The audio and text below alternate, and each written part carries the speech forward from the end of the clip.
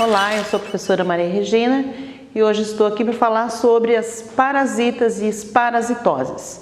Parasitas são organismos vivos que se alojam sobre ou dentro de um outro organismo para obter alimentos, para sobreviver e se reproduzirem. Vou dar alguns exemplos de parasitas que vivem sobre um outro ser vivo para obter esse alimento. Um exemplo, nós temos os carrapatos, pulgas e outros.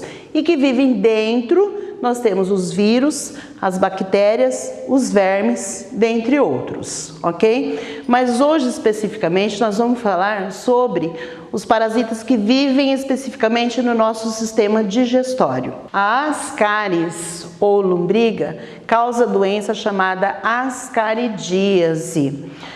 Essa lombriga tem o macho e a fêmea dentro do organismo da pessoa contaminada. O macho, ele chega a 15 centímetros de comprimento. A fêmea pode atingir até 30 centímetros.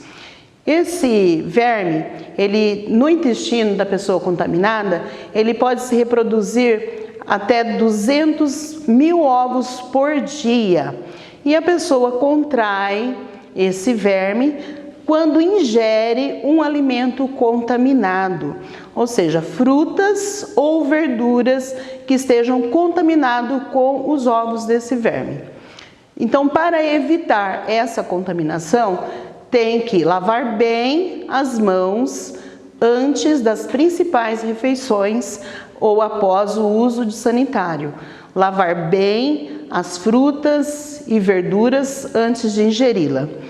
E evitar que as fezes sejam depositadas a céu aberto. Então, dessa forma, a pessoa está livre da contaminação. E também tomar água tratada, né? Isso é muito importante.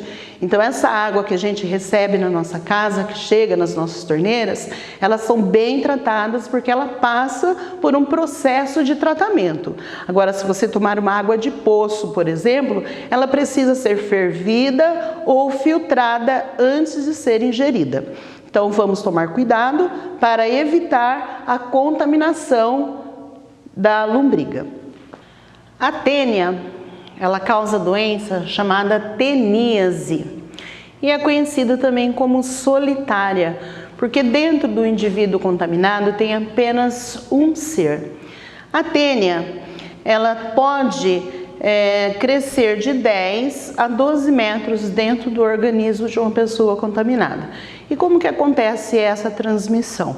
Então, nós temos a tênia do boi e a tênia do porco. A pessoa se contamina quando ela ingere a carne que foi contaminada com o verme. E se o boi ou o porco foi contaminado com esse verme, caso contrário, não acontece a contaminação. Então, se eu ingerir uma carne de porco ou boi crua ou mal passada, então para evitar essa contaminação, eu preciso fazer o quê? Cozinhar bem a carne, fritar bem ou assar. Então, dessa forma eu estou livre. Lembrando que essa carne que nós compramos nos açougues, elas são passadas por um processo de inspeção, de fiscalização. Então, por isso que ela tem um carimbo.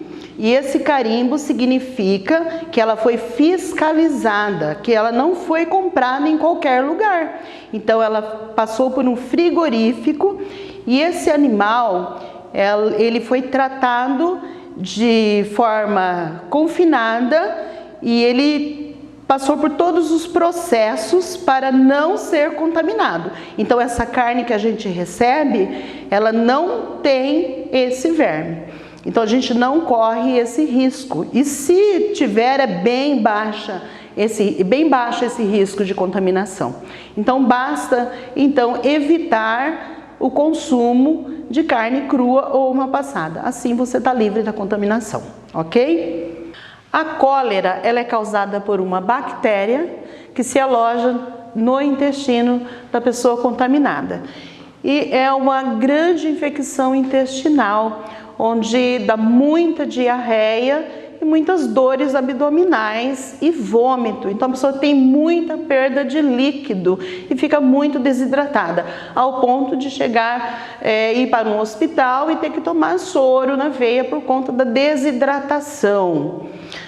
A ameba, ela causa a doença amebíase, que também causa uma infecção intestinal.